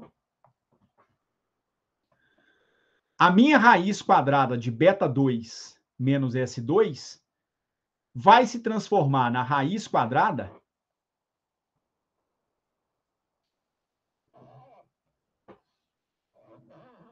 de beta 2, 1 menos S sobre beta elevado ao quadrado. Raiz quadrada de beta é beta. S sobre beta é cosseno de alfa. Então, isso aqui vai me dar raiz quadrada de 1 menos cosseno ao quadrado de alfa. Então, isso aqui vai dar beta vezes a raiz quadrada de 1 menos o cosseno ao quadrado de alfa. Um olhar mais desesperado pode achar que a gente tornou a integral mais complicada ainda. Só que lembrando que seno ao quadrado de alfa mais cosseno ao quadrado de alfa é igual a 1, você consegue mostrar trivialmente que o seno ao quadrado de alfa é igual a 1 menos o cosseno ao quadrado de alfa. O que você tem aqui, então, dentro dessa raiz quadrada, equivale a seno ao quadrado de alfa. Como eu tenho a raiz do seno ao quadrado, a raiz e essa potência 2 são eliminadas. Menos dividido por menos dá mais. Teta de alfa vai ser igual a quanto? Menos com menos dá mais. Seno dividido por seno vaza. Isso aqui vai dar a integral de d alfa. E aí agora chegou o momento da gente começar a desfazer essas nossas mudanças de variáveis, tá certo? Eu vou integrar aqui o teta de alfa de um certo valor alfa zero até um certo valor alfa. Então veja que a integral em si se tornou bizonha de ser resolvida, uma integral trivialíssima de ser resolvida. Mas eu tenho que admitir, o caminho para chegar a ela talvez não seja tão complicado, né? Talvez não é tão imediato, mas passa por essas mudanças de variáveis trigonométricas que eu coloquei aqui. Então, o teta de alfa vai ser igual a alfa menos alfa zero. Antes que eu prossiga, até esse ponto, alguma pergunta? Não. Ok? Não. Então, agora, chegou o momento de se lembrar o seguinte. Quem vai ser o alfa? O cosseno de alfa é S sobre beta. Então, teta de alfa é igual a alfa menos alfa zero. O cosseno de alfa é igual a S sobre beta. Então, alfa é o arco cujo cosseno é S sobre beta. Então, teta de alfa é igual a alfa. Aliás, agora já não é mais teta de alfa, vai ser teta de S. Então, teta de S vai ser o arco cujo cosseno é S sobre beta. Para esse valor alfa zero, eu vou ter um valor de S0. Então, isso aqui vai me dar o arco cujo cosseno é um S0 dividido por beta. Agora, quem é S? S é uma variável que nós introduzimos lá atrás.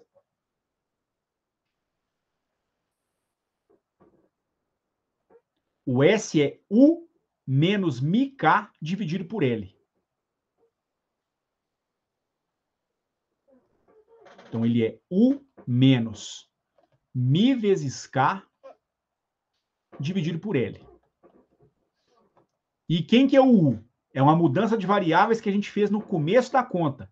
Esse U, se não me engano, é o momento angular dividido pela coordenada radial. U igual a L sobre R.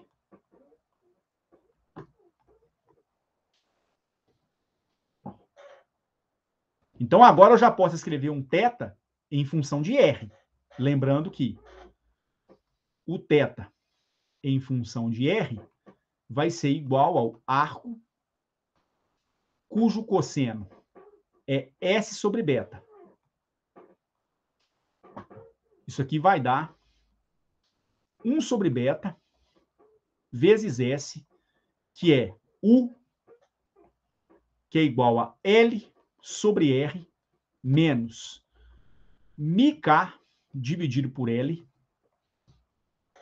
menos o arco, cujo cosseno é um S0. Isso vai ser um U0, que é um L dividido por R0. Então, isso aqui vai dar 1 sobre beta, L sobre uma posição R0, menos μk dividido por L. E aí eu estou construindo uma equação para a posição angular em função da radial, a menos de uma constante. E esse beta aqui é uma constante que nós definimos em algum ponto aí atrás. Esse beta, deixe-me ver.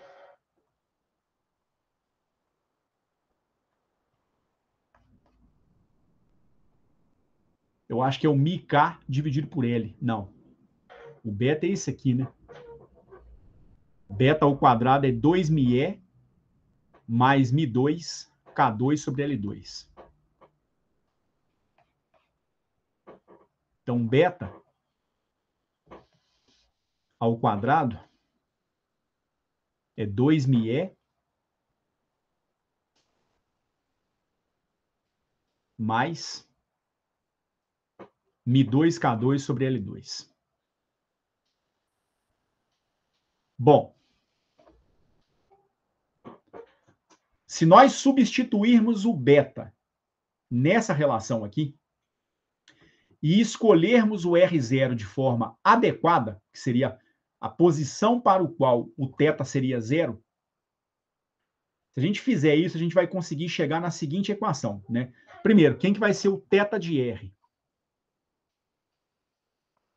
Θ de R vai ser o arco, aliás, isso aqui vai ser θ de R mais o arco cujo cosseno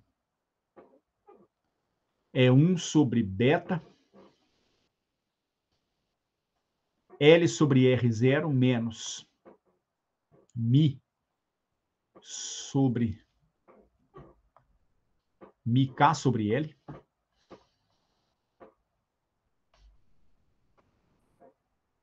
Certo? E isso é igual ao arco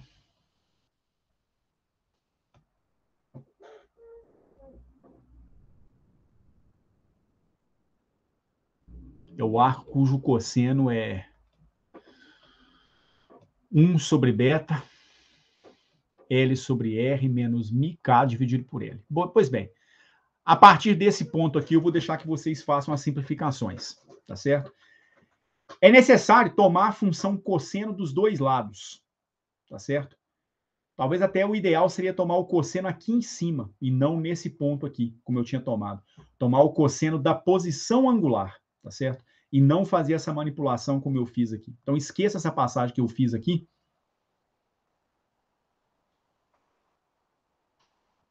E tomem a função cosseno dos dois lados. Só que vocês vão ter que pensar numa maneira de eliminar essa posição R0. Mas é uma posição inicial.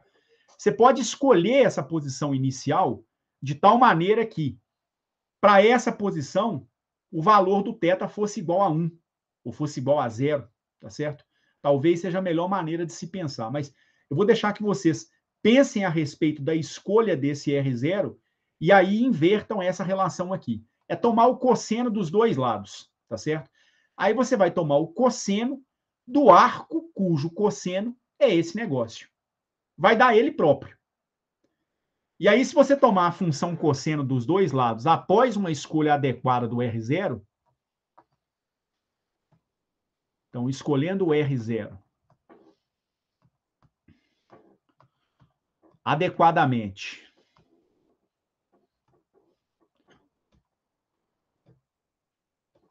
e tomando a função cosseno dos dois lados,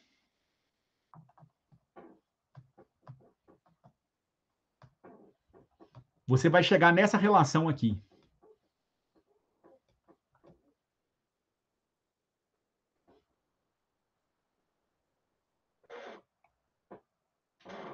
Você vai mostrar aqui o cosseno da posição angular, ele dá L ao quadrado sobre μk vezes 1 sobre R menos 1, dividido pela raiz de 1 mais 2 vezes a energia sobre L2, μ vezes K ao quadrado. É umas continhas enjoadas que tem que fazer de manipulação algébrica mesmo, viu, gente? Em termos de substituir o valor do beta, fazer a energia total aparecer de novo. E tudo vai depender, claro, da escolha que você vai fazer para o R0, tá certo? Que é uma escolha. O que você vai fazer? Você vai escolher o R0 de tal forma que, quando o R for igual a R0, o θ vai ser 0. E isso é verdade, tá certo? Pela última relação que a gente construiu, a gente realmente vê isso. Caso o R for igual a R0, você vai ter o arco cujo cosseno é L sobre R0, menos o arco cujo cosseno é L sobre R0. Dá a mesma função nas duas parcelas. E aí o θ vai ser 0. Tá certo? Quer dizer, o R0 é a posição que faz com que a medida do seu ângulo seja 0. Tá bom?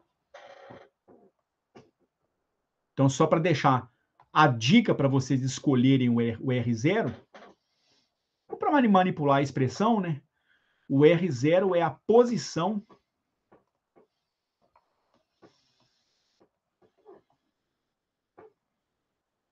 em que o θ de R igual a R0 é igual a 0 graus ou 0 radianos. É basicamente essa a definição do R0. É uma escolha de posição radial tal que o θ vai ser igual a 0.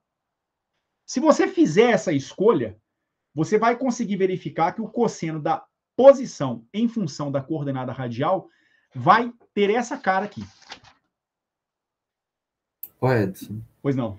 o que é aquele termo ali que você circulou? 1 dividido por R. R? Ah, sim. R. Ficou meio rebuscadinho, mas é um R. É o primeiro termo, Kevin.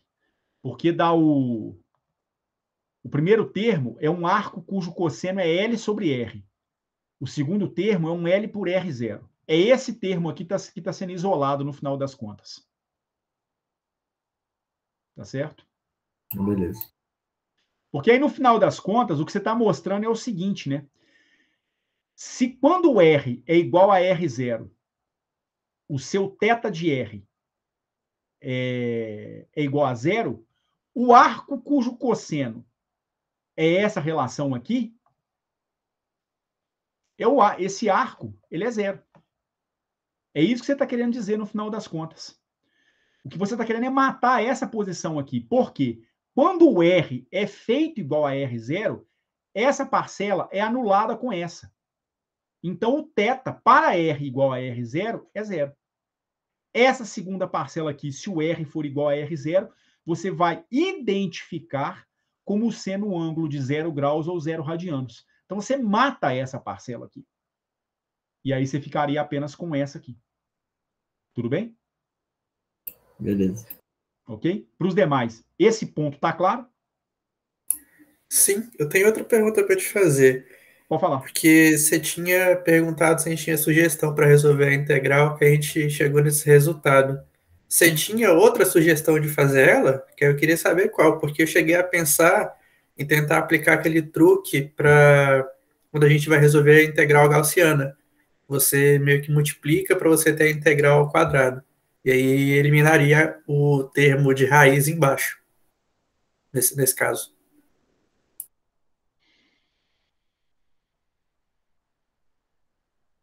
Cara, eu não sei se o truque para resolver... Ah, entendi. Você fala multiplicar a integral por ela própria escrita em função de uma outra variável. Isso. Igual a gente faz, resolver a integral gaussiana em coordenadas polares, que é aquilo que se resume no final das contas. Daria. Daí dá a mesma integral, ela multiplicada por ela própria, você vai tirar uma raiz quadrada do resultado para ter o resultado da integral original. Dá também. É porque no meio das contas eu pensei e talvez fosse ser menos trabalhoso, mas aí depois eu testo sozinho. Tá, tudo bem. Acho que é uma possibilidade, sim. Tem uma outra maneira que eu pensei, mas eu acho que não daria certo. Não daria certo, não por conta. Daria. Ah, não. O que eu tinha pensado, cara, era o seu truque. Que eu tinha pensado em aplicar frações parciais. Mas para eu poder aplicar frações parciais, o termo do denominador não poderia ter a raiz, ele teria que ser um termo quadrático. Aí só vai ser possível se eu utilizar o seu truque primeiro. É, eu ia falar bem no começo frações parciais, mas aí a raiz quadrada fudeu tudo. É o seu truque, o que você mencionou agora, acompanhado de frações parciais. Aí dá certo. Ah, beleza. Aí funciona. Beleza? Os demais, com relação a afirmar que esse cara aqui vai dar zero, vocês estão tranquilos com isso? Todo mundo enxergou? Sim. Ok? Vitor, não falou Beleza. nada hoje ainda? Beleza? Então a gente eliminou essa constante aqui, ela vale zero, aí a manipulação ela vai ficar muito mais simples, tá certo?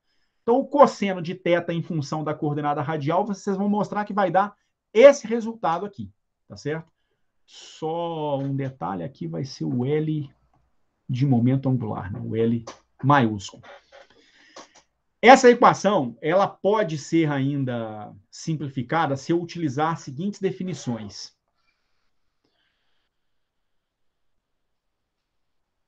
Eu vou definir uma constante gama igual a L ao quadrado dividido por μ vezes K. E eu vou definir uma constante epsilon igual a raiz de 1 mais 2e vezes L ao quadrado sobre μk ao quadrado. A vantagem de definir essas constantes é tornar a equação mais simples.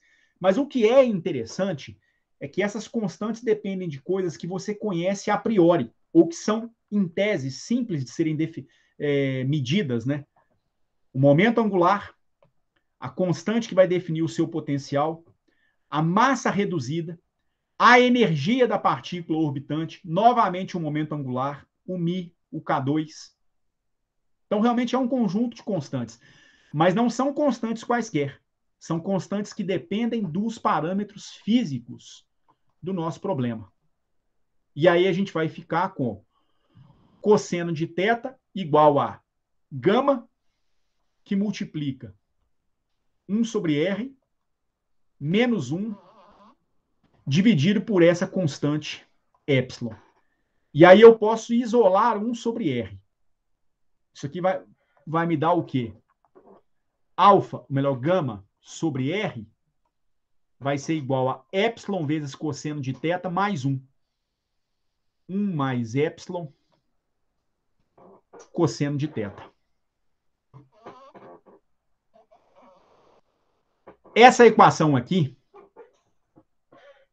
talvez vocês tenham visto em algum momento na formação de vocês no curso de Gaal, há um bom tempo atrás. Isso aqui é a equação de uma superfície cônica.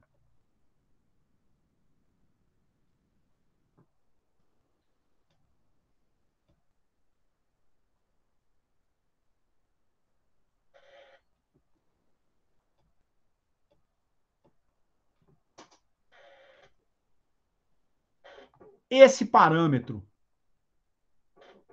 epsilon, isso aqui é o que a gente vai chamar de excentricidade da cônica. Ou excentricidade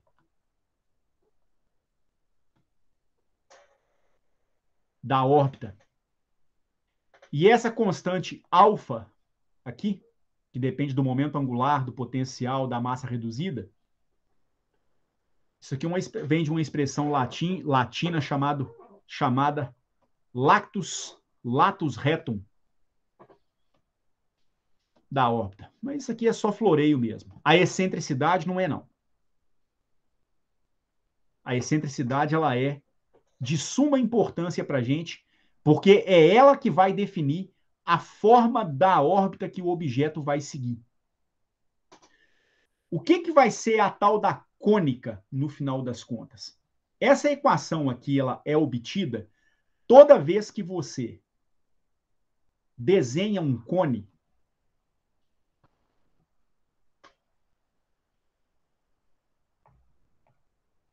e você corta esse cone em alguma região com um plano.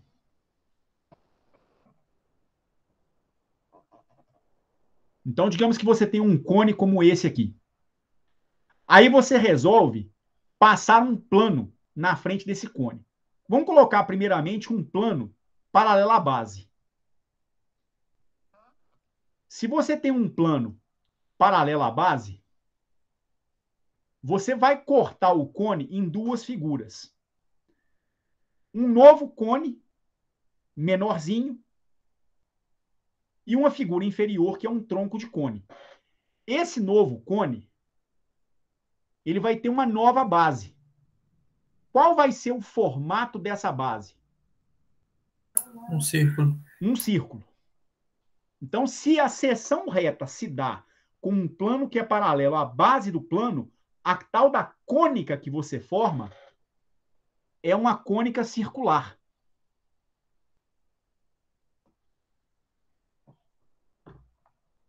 Mas pode ser que você resolva colocar esse plano não paralelo à base do seu plano. Essa excentricidade aí, então ela vai ser o ângulo que esse plano vai estar fazendo com a base do cone, né, Edson? Ô, Thomas, eu confesso que eu tenho que pensar se isso aqui está relacionado com esse ângulo, sabe? Na verdade, eu nunca pensei em termos desse ângulo, não, cara. Sinceramente. É porque se você variar esse. Não. Não, não é. Não sei. Não sei. Não, não é não. Não é não. Está relacionado com o achatamento da superfície. Isso é verdade. Ela ser mais alongada, mais circular, mas não está relacionada com esse ângulo, não. Mas só para vocês terem uma noção,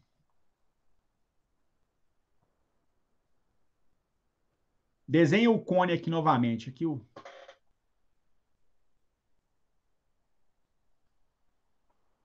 Vamos imaginar que o nosso plano agora é um plano que vai cortar o seu cone, mas de maneira chanfrada. Você vai passar um plano inclinado em relação à base do seu cone. Ora, a região que vai ser cortada, ela não é uma região circular mais. Ela já vai ser meio achatada em relação à base desse plano. Na verdade, ela já vai ter a cara de uma elipse.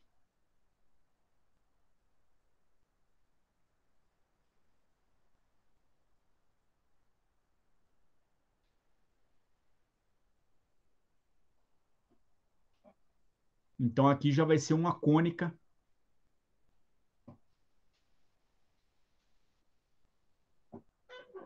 elíptica. Tá certo?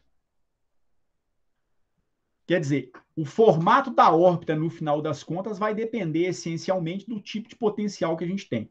Em razão do horário, o pessoal do Fundamentos de Mecânica começou a chegar. Em razão do horário, eu não vou seguir com essa discussão agora, não. Tá certo? Mas o mais importante para a aula de hoje era isso aqui.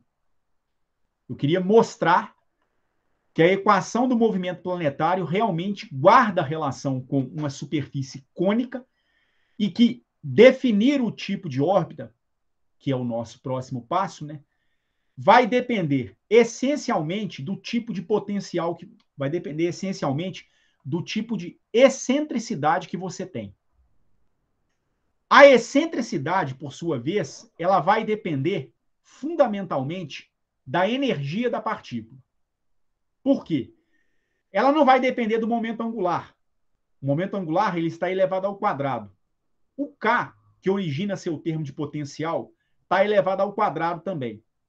O μ, a sua massa, é um termo positivo, tá certo? O valor da excentricidade vai ser ajustado dependendo do sinal da energia que você possui. E aí eu retomo aquelas curvas de potencial que eu tinha traçado no começo da aula, mostrando os tipos de movimento que você pode ter em termos do potencial. E aí eu lembro que a gente tinha movimentos que eram ilimitados, caso a energia da partícula fosse positiva, movimentos limitados entre dois pontos, caso a energia seja negativa, mas menor do que o potencial efetivo, e movimentos que são ligados, mas cuja órbita é circular, caso a energia total se anule. Aliás, caso a energia total se iguale com o potencial que aprisiona a partícula. Então, essas curvas têm tudo a ver com a discussão que a gente vai fazer na sequência.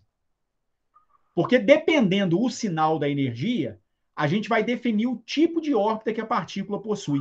Se vai ser uma órbita parabólica, se vai ser uma órbita elíptica, se vai ser uma órbita circular. O formato da órbita, no final das contas, vai depender da excentricidade. Do ponto de vista físico, mexer no valor da excentricidade depende do valor da energia. Mais precisamente, depende do sinal da energia. Porque vamos imaginar que a excentricidade seja zero. Se a excentricidade é zero, a sua órbita é circular. O achatamento da cônica é um achatamento perfeito. Quer dizer, é um achatamento nulo no final das contas. Ela não é mais alongada ou menos alongada em nenhuma direção espacial. Isso vai depender do sinal da energia. Porque se a energia for positiva, esse termo não pode anular a unidade. Então você nunca consegue fazer com que a excentricidade seja igual a zero. Por outro lado, se a energia for zero, você pode ter excentricidade igual a 1. Você vai poder ter excentricidade maior do que 1. E assim por diante. Cada valor, vamos dizer assim, cada possibilidade para a energia vai especificar para a gente uma possibilidade de formato para a órbita, tá certo? Isso aí a gente vai discutir melhor na aula de quarta-feira, tá joia? Com relação a essa parte final, a determinação da equação das cônicas e essa breve discussão que eu fiz aqui, deu para entender em linhas gerais? Sim. Sim. Ok? Beleza. Gente, por fim, eu não consegui fazer a postagem da atividade que ia funcionar como prova para vocês nesse final de semana. Vocês estão muito apertados para essa semana? Tem algum dia em que está mais tranquilo para eu poder fazer a postagem? Para mim, depois do dia 5, porque eu tenho coisas para entregar da matéria de quântica de campos. Dia 5 é quinta-feira? Isso. Tá. Professor, para mim também nessa data, um pouco depois disso, aí fica melhor, porque eu também estou com coisa para entregar, negócio de dissertação, e tem esse negócio de quinta também, então acho que depois dessa data aí fica legal. Não, então tá bom. Então tá bom.